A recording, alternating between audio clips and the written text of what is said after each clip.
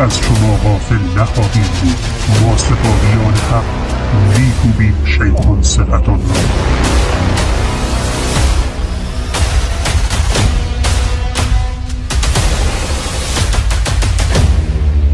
اهل ایمان شکست را نمیشناسند. ما در امینتان هستیم، تعقیبتان داریم. زمان پیروزی حق بر باطل فرا رسیده است. گلوله های ما را بر گردن هایتان خواهید. گمان نبرید که از شما غافلیم. بدر دیگری برپا خواهید نمود.